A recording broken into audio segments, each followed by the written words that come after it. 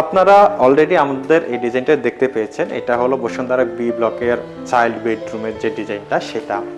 তো আমরা যদি ডিজাইনের সাথে আমাদের বাস্তবিক যে এক্সিকিউশন যে ব্যাপারটা সেটা যদি আমরা দেখাই আপনাদেরকে, সেটা হলো দেখেন, এখানে আমরা খুবই বড় একটা ক্যাবিনেট করেছি এবং এই ক্যাবিনেটগুলো আমরা ডোকো পেইন্ট করেছি। মাঝখানে আমরা গ্রুপিং দিয়েছি।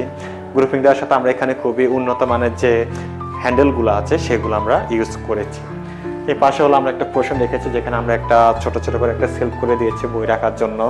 এখানে আমরা একটা সিটিং এরিয়া করেছি, যেহেতু আমাদের এটা অনগোয়িং প্রজেক্ট আমরা পুরোপুরি দেখাতে পারছি না। আর একটা জিনিস যদি আমাদের এখানে দেখেন, এখানে একটি খালি জায়গা ছিল, সেখানে আমরা মোটামুটি পুরোপুরিভাবে একটা ক্যাবিনেট করেছি।